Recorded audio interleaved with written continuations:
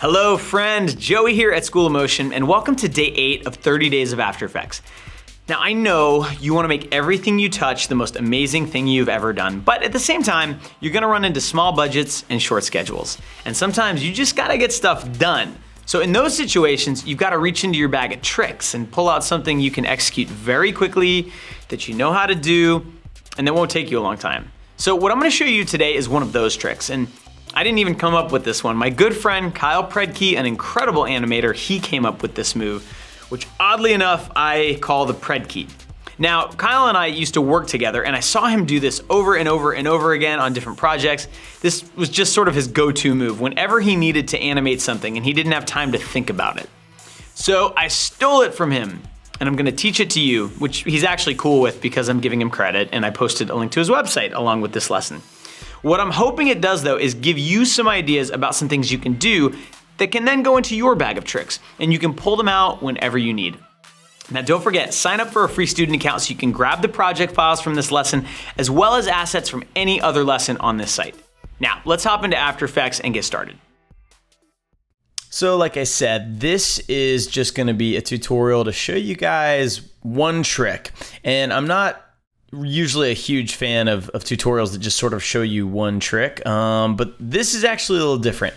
You know, when you're animating stuff and you're flying and you gotta get stuff done, sometimes you just gotta pull one of your tricks out of your bag of tricks. Now this trick, I call it the Predki, and it's named after a good friend of mine, Kyle Predki, who was an animator at Toil, and I saw him do something like this on a few projects, and I really like the way it looks, and so I sort of stole it.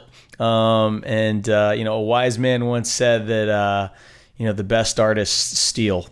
So I stole this from Kyle, but I am giving him credit, so hopefully that's okay.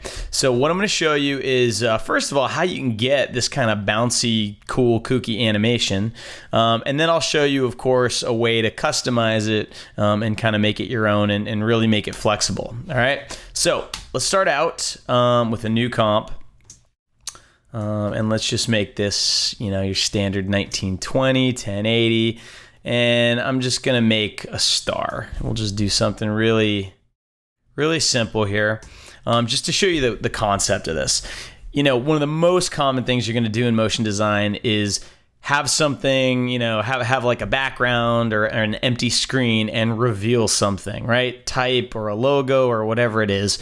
And there's, you know, an infinite number of ways to do that. You know, some of my favorite ways are just by using good animation and making things move in an interesting way. So to use the Predki, if we go back and we just kind of look at this, you know, kind of in slow motion here, you can see that there's rotation happening. There's, you know, these letters are scaling up, each of them from 0, and it's almost like they're on a spring, kind of, you know, swinging back and forth like this.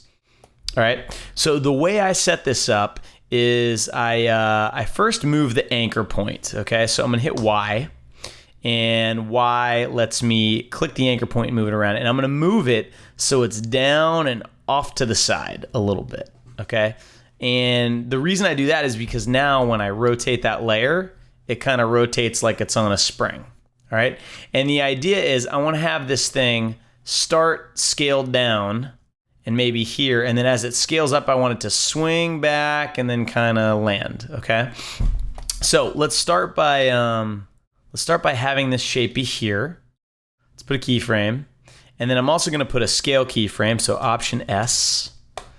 And the first thing I do, you know, when I sort of block these things out is I just try to figure out how long I want that animation to take, right? And so, you know, what I'm doing is I'm trying to picture it in my head, and I'm sort of trying to figure out how many frames it's going to take. So it's going to kind of bounce out, you know, about like that. And I'm thinking, that's maybe 1.5 seconds, okay? So I'm going to jump forward to 1.5 seconds, and I'm going to put the final keyframes there. So the final keyframes are going to be this. Then I'll go back in and I'll fill in any other keyframes I need, knowing that this is where I want it to end up, okay?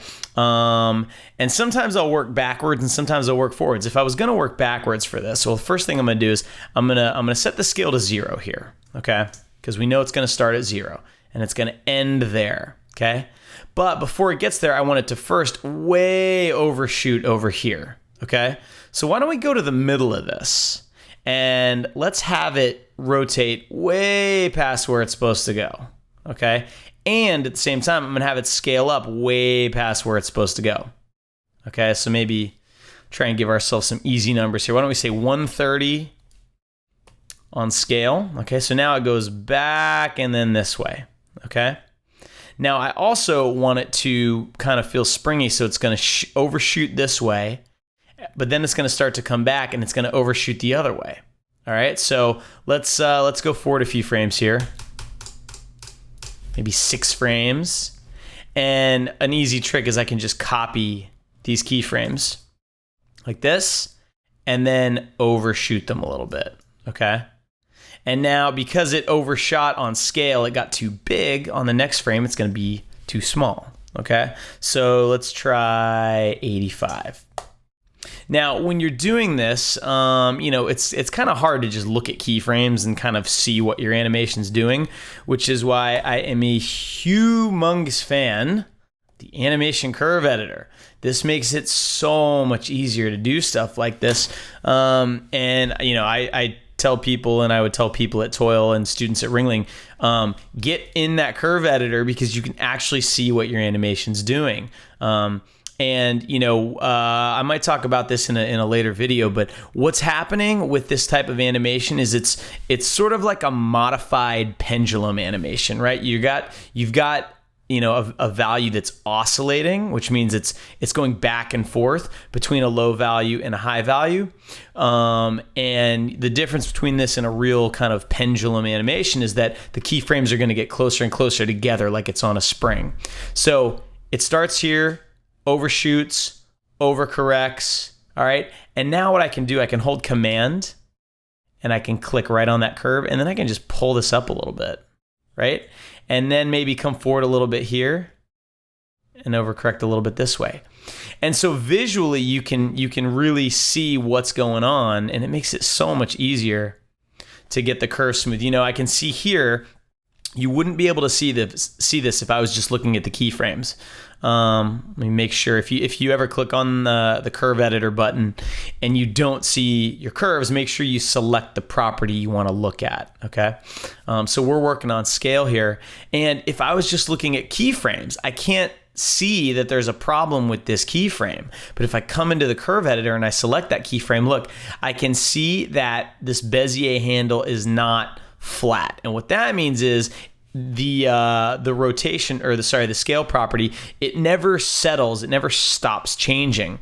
Sometimes that's what you want, but if you're doing like a pendulum animation, when this thing swings this way, it's gonna stop for a second and it's gonna come back this way, and it's gonna stop for a second, it's gonna come back. All right, so if that ever happens, then what I do is I grab, if this was messed up, I would just hit F9 to ease it. That'll kind of reset it, and then I can just adjust the handles, okay? And this is where I really like to get in there and think about exactly the speed that I want this thing to have, right? Do I want the rotation to, what's happening now is it starts not rotating at all, and then it slowly picks up speed, and then it slows down again. Now I know I want it to slow down again, and I probably want that to be more extreme. But do I want the star to, shoot out right out of the gate, or do I want it to slowly ramp up into that rotation? And, there's not really a right answer. It's not like we're trying to mimic some real world thing. So why don't we try this, okay? And you can see now our scale has this nice kind of oscillating curve, and then our rotation doesn't yet, okay? What I'm going to do is I am going to click this button here right next to scale, okay? And what that little button does is it's just gonna keep this curve on screen even when I'm looking at my rotation curve, okay? And this is just a nice way so I can kind of keep them in sync with each other. All right, so I know I'm gonna need a keyframe there, and again, I'm just holding Command on a Mac. On a PC, it's probably Control or Alt, one of the two. And I'm just making sure that I have keyframes for rotation everywhere I put a keyframe for scale, and I just want them to be in sync, right? So I'm just gonna sort of eyeball this for now. I'm gonna zoom in a little bit, okay? And then I'm gonna select all my rotation keyframes. And a quick way to do that, if you're in the curve editor and you click rotation, it will show you your curve. If you click it again, it will select every keyframe. So then I can hit F9. This big box that you see that it put around my my curve, this lets you scale the curve, and this is actually very useful. But right now I don't actually want to see that box, so I'm going to click this icon right here, and you'll see the little help thing pops up, show transform box when multiple keys are selected. I'm going to turn that off for now.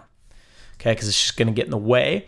And then I'm going to go through and I'm going to do the same thing. I'm going to pull my curves out so that I get a more extreme kind of acceleration and deceleration.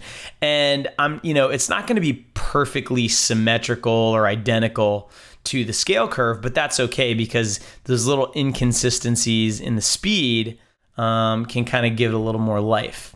All right, so let's take a look at this now. I just kind of made all these keyframes without actually previewing the animation.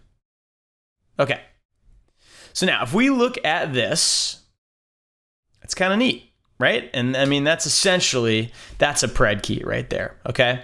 Now one thing I need to make sure is that the rotation actually ends at 0, which it doesn't right now, so let me fix that, okay?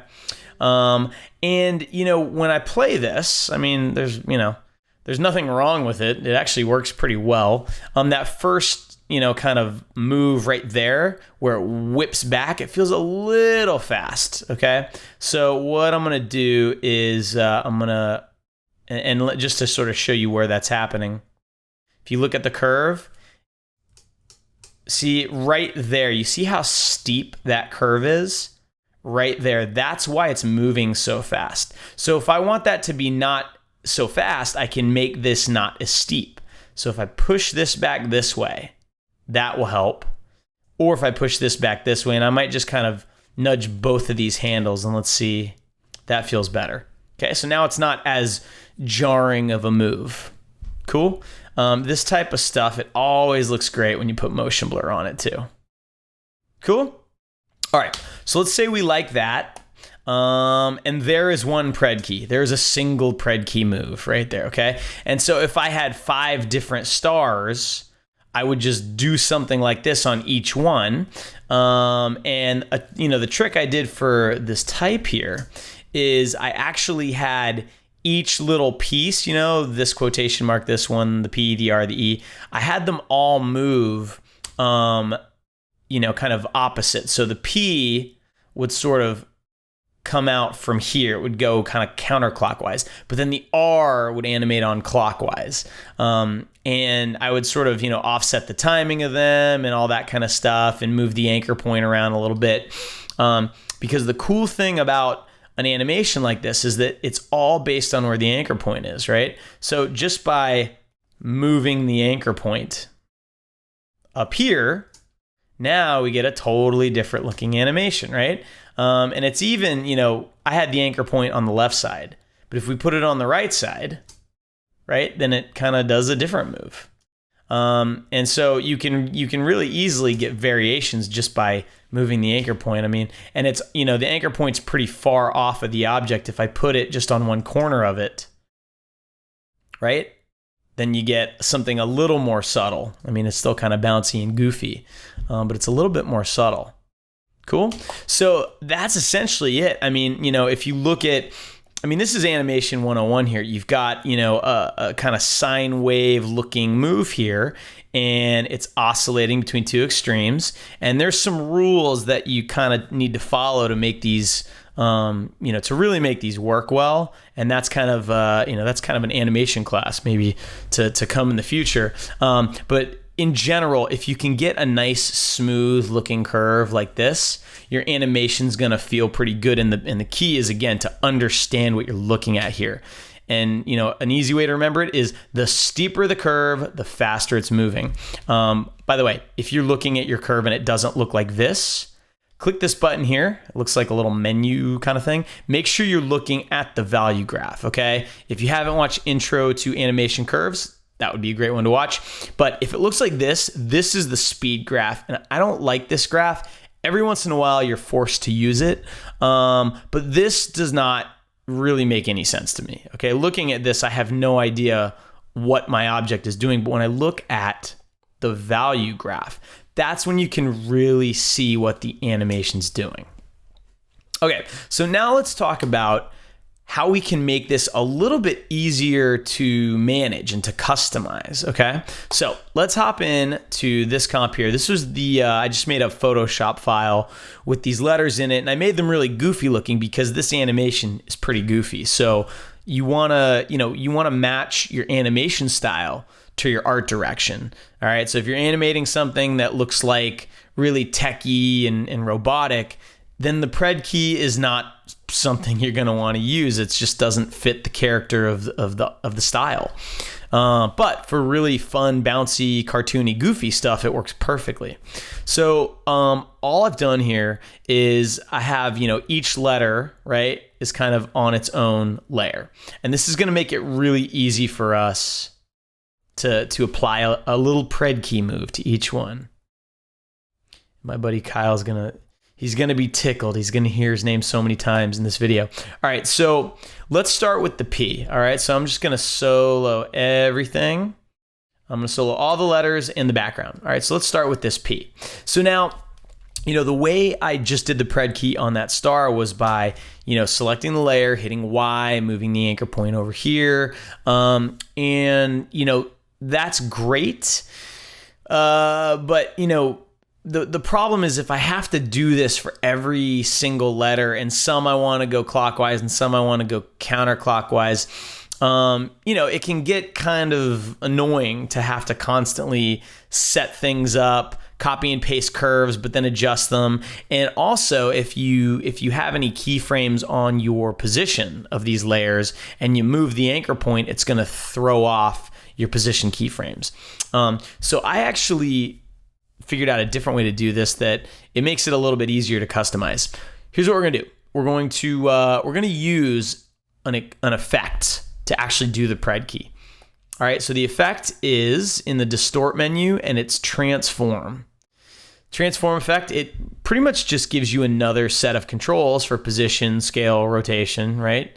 And it just duplicates the functionality of your normal position, scale, rotation. What's cool about it though is that it's an effect. And so on top of whatever you keyframe here, you can still rotate and scale and position the layer as you normally would, but it won't mess this up, okay? So first thing I wanna do is move the anchor point of this layer, right? So there's an anchor point position here, anchor point property. And one thing that kind of stinks about this effect is when you move the anchor point, you see what happens to the letter, right? It moves in relation to the anchor point. And so then you'd have to go back and move the position as well to get it back where it was supposed to be. That's kind of a pain. So what I do is I do a really, really, really, really simple expression. What I want is the position to match the anchor point, okay? So what I'm gonna do is I'm gonna hold Option and I'm gonna click the stopwatch next to position. And I'm just gonna pick whip to anchor point and hit enter. Now, when I move the anchor point, it automatically adjusts the position so it matches the anchor point. And so the effect is the letter doesn't move, okay? So now I can put the anchor point wherever I want. I can just click and drag it and move it here like that, okay? Greatness. So now what I want to do is animate the Predki. Okay. So, why don't we put a keyframe, and actually let me see if I can just copy and paste this. All right. So this scale value here, right? Let's see if I can copy and paste this, because that would be pretty slick. This transform effect, the scale property only has one number. And unfortunately, the scale property here has two. It has an X and a Y. And so it actually wouldn't, you can't just copy and paste it, right? Like if I select the scale keyframes and I copy and I come over here and I put a keyframe on the scale property on my transform effect, let's hit U so we can see it. If I try to paste it, it won't work because you can't paste from 3 dimensions to 1 because scale is a 2 or 3 dimensional property. And on this effect, it's not. So what I can do is open up the actual scale for this layer and hit paste. And then I could just, really quickly go through like this, right? I can look at the value here. It's 1.5. And then I can go forward. It's 130. And I'm just basically typing in the value that I pasted in from the star. Right? So that way I don't have to kind of totally rebuild this thing. All right, and now let me turn off the actual scale property. Let's easy ease these, hop into the curve editor, and we'll do our, our same kind of adjustment here. So we get really, some more extreme moves, more extreme eases, which kind of makes it feel a little bit springier and bouncier. Okay, cool. So that's the scale, and then we need to do the rotation as well. And rotation, if I copy that, I believe if I put a keyframe on rotation, I believe I can paste those values. So let's try that. Paste. Yep, that worked. And the reason the rotation values could paste is because there's only one value for rotation. There's not 2, okay? So now if we look at that, there's our Predki, right? On the P. Wonderful. Okay, let's just preview that a few times. All right, now it feels a little slow to me now for some reason. So what I might do is just take this and compress. Sorry, I'm gonna select all of these keyframes and I'm gonna hold Option. And if you don't know this trick, this is very useful. If you hold Option and you have to select one of the most extreme keyframes, so either this keyframe or one of these, and you can actually scale the keyframes. So we could say, okay, now it's only gonna take a second. And maybe these are actually gonna move a little closer together. There we go. All right, so now it's a lot bouncier, okay? And it feels a little weird at the end here now for some reason. It feels like it overshoots this way very nicely, but then it kind of doesn't overshoot back far enough maybe here. So I'm just gonna adjust that keyframe a little bit. Let's see what that looks like. All right, and then, I'm starting to nitpick here. I always do this. The curve it just doesn't feel quite right to me.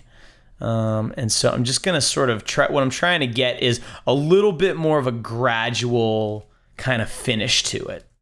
Because, I had a, keyframe way up here, but I want it to feel like it's getting closer and closer to this value every single time it oscillates. All right, that's better. It's still a little bit extreme. When it comes back here, I think it may be going too far. And then definitely when it goes here, it needs to be a little bit closer. Okay. Guys, I literally could sit here and do this for like 15, 20 minutes, but I won't. Okay, so let's say we're happy with that. That's great. Now, this Predki is a counterclockwise move. So the P starts going counterclockwise, okay? So to make this easier to remember, I'm gonna actually name this CCW, counterclockwise, okay? Now let's say that I wanted the next letter to go clockwise, and then I wanted the E to go counterclockwise, and then the D to go clockwise. I could have a different, I could basically copy and paste this effect, put it on the R, and then adjust the values, and then copy and paste it, put it on the E, and keep the values. But when you're adjusting animations, I like to always make it as easy as possible. Especially Predki is a short word, but what if you had to do this to like 30 layers, right? And you wanted to easily be able to tweak which layers are clockwise, which ones are counterclockwise, and all that kind of stuff. So what I'm gonna do is I'm going to just duplicate this counterclockwise transform effect, and I'm gonna turn off the original one. So the copy I'm now gonna call clockwise, okay? And all I wanna do on this one, so let me hit U, all right? And I only want to adjust this clockwise one. The only difference is I want the rotation to basically be backwards from what it is now. So right now it starts at 45 degrees. I want it to start at negative 45 degrees. And then when it's here, at negative 76.7. I want it to be at 76.7. So I just want to reverse this, okay? But I want it to end up at 0, same as it does currently. So, you could manually do this, but this is where, if I select all these keyframes, this is where this box comes in really handy, the transform box, because this transform box, it lets you scale. And if you hold, is it command or option? Command. If you hold command and you drag, it lets you do things like this, right? And you can symmetrically change the curve. So what I want to do is I want to make sure that this point, the 0 point, stays at 0. So this is very cool. There's an anchor point to this transform box, and you can just click it and move it over here, okay?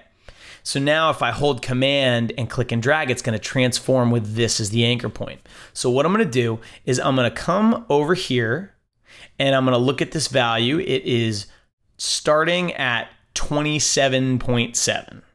Okay, so what I need to make sure is I need to make sure that when I'm done transforming this, this is negative 27.7. So I'm going to hold command, and I'm going to pull this down until that value is negative 27.7. And let's take a look at that. Okay. Now, I think that actually I may have done that wrong. Let me think about this one more time, because this is not the most extreme key.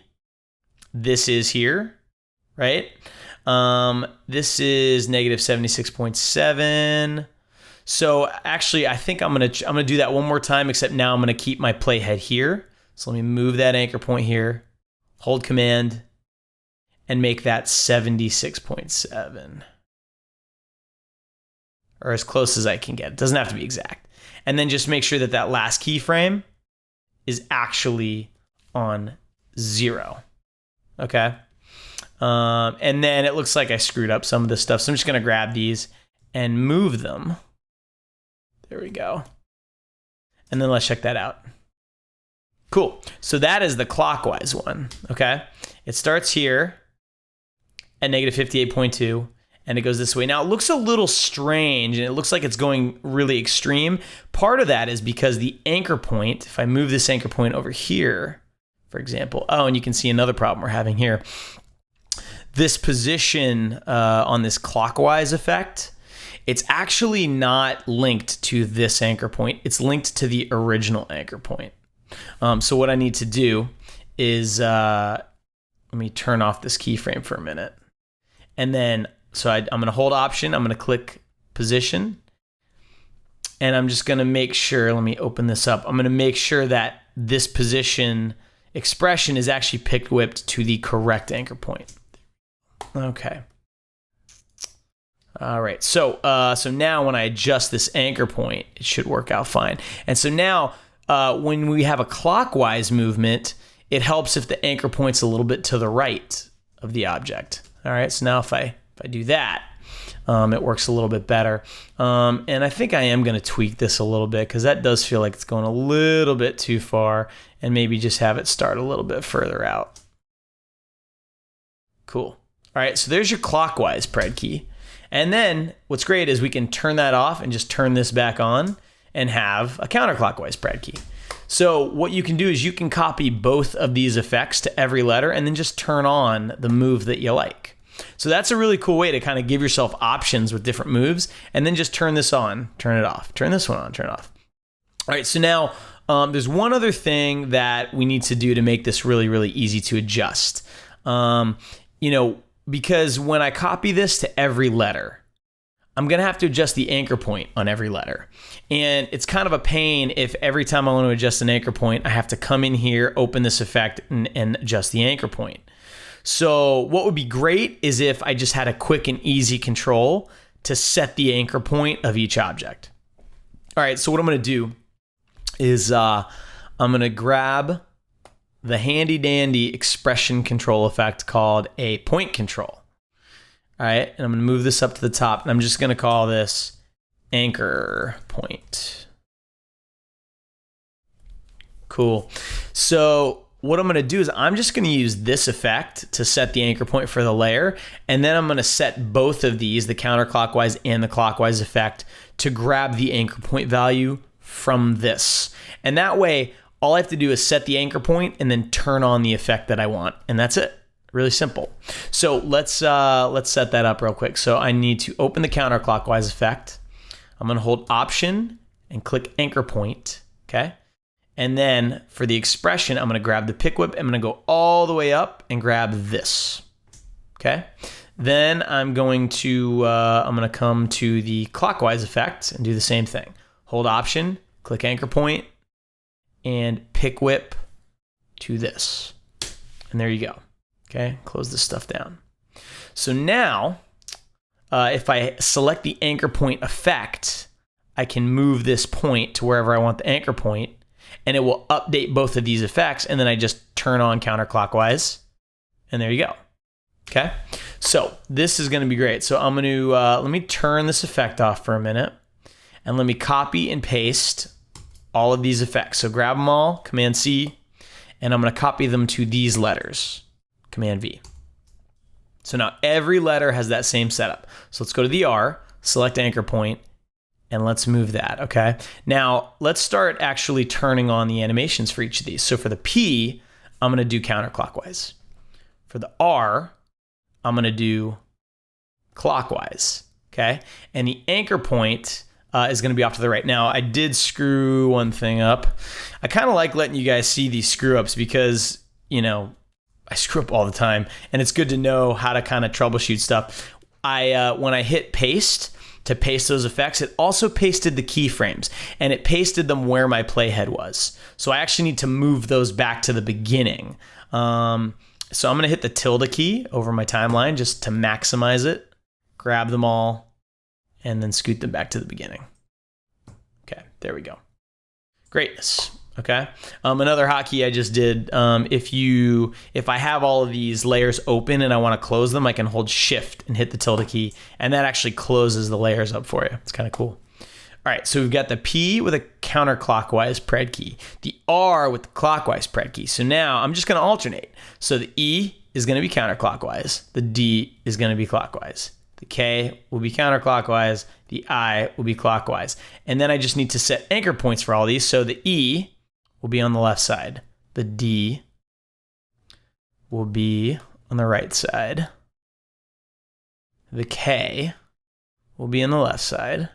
And the I will be on the right side. And that's it, okay? So you saw how quick that was, and if I play these now, they all kind of bounce up at the same time. And so now all I gotta do is offset them, right? So let's say there's 2-frame offset between each of them. So I'm gonna select R, and I'm gonna nudge it 2 frames forward, okay? Then I'm gonna do the E4 frames forward. And I do this with the keyboard, I just find it's faster. If you guys, don't know all the keyboard shortcuts, the ones I'm using now, these are some of the most amazing time savers. I want to go from this layer and select the one below it. That's Command down arrow. Then I want to nudge this one forward 6 frames. That's Option page down 6 times. So hold Option, hit page down 6 times. 1, 2, 3, 4, 5, 6. That quick. Okay. And then this one, I want to move forward 10 frames. So that's Option Shift page down. So once you get the hang of that and you kind of develop some muscle memory, you can do this stuff so quick. Okay. And let's set this preview. Set the out point there. Let's turn on motion blur. Oh, and then this is another interesting thing I'll teach you guys about if you don't know. I turned motion blur on because motion blur is great when you have really bouncy, funny moves like this. It just kind of makes it feel a little more fluid. But there's some weird stuff going on with this motion blur. The reason for that is because I made this in Photoshop and I used some layer styles to get this kind of fake 3D balloony look. And the problem with doing that is that motion blur gets really screwy when you do that. So I actually used this kind of hacky workaround that worked pretty well. I was actually kind of surprised that it did work. I'm going to add an adjustment layer. We'll just call this motion blur. If I can type correctly, there we go, motion blur. And I'm going to use an effect on that layer in the time group, it's called CC Force Motion Blur. And what this basically does, it just forces After Effects to render subframes. So in between frame 1 and 2, it's going to render however many frames is in here, and it's going to kind of composite them together pretty much the same way After Effects does motion blur. And so when you do this, you can actually get motion blur on your comp, even when you have layer styles and things that normally don't support motion blur.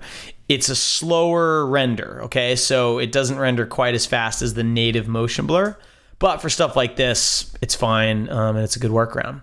So there's the Predki, and the key I want you to take away from this is it's good to start developing a bag of tricks, okay? And if you don't have your own bag of tricks, or if you've been using the same 3 tricks for a bunch of years, just look across at your buddy Kyle and see what he's doing, and use it, right? It's like, it's cool. We're motion designers. We like to share our tricks, and change it, modify it, make it your own. But just, sometimes, someone else's brain works differently. And, I don't know if I ever would have come up with this kind of motion, but just sort of that kind of stuff is what he's great at and what he likes to do. And so he showed me this, I've shown him other tricks, and it's great. Now we both have kind of a go-to thing. If we're animating something that's kind of fun and bouncy, we have a trick. The other thing I want you to take away is, even with a simple thing like this, just a simple animation, you can always take a little bit of time up front and set it up so that you can save yourself hours down the road. If I had to do this for like 20 titles, each title maybe has 20, 24 letters in it, right? Then hand animating each letter is clearly out of the question, but even copying and pasting and trying to just modify things on the fly can take a lot of time. If you set up a simple little rig like this, you saw how quickly, once it was set up, it took me like less than probably 30 seconds to apply the motion to every letter. So I seem to use expressions a lot. I have a feeling there's going to be a lot of expressions in this 30 days of After Effects, but hopefully these are simple expressions and they're just kind of going to get you used to it. And then later on, we'll do some deep diving. We'll really get into expressions. So I hope everybody learned something, and thank you guys so much. I really appreciate it, and stay tuned for the next episode of 30 Days of After Effects. Thank you so much for watching, and thank you, Kyle Predki, for coming up with this move, or stealing it and then letting me steal it and then teaching the entire internet how to do it. Hopefully you learned some things about animation principles and how to make things feel kind of bouncy and have interesting character to them. And now you'll start developing your own little tricks. Now, if truly honing your animation skills is something that you want to dive deep into, check out our Animation Bootcamp course. It's several weeks of intense animation training that will give you an edge in every single thing you create as a motion designer. And if you learned something valuable from this video, please share it around. It really helps us spread the word about School of Motion, and we appreciate it. Thank you so much. I will see you next time.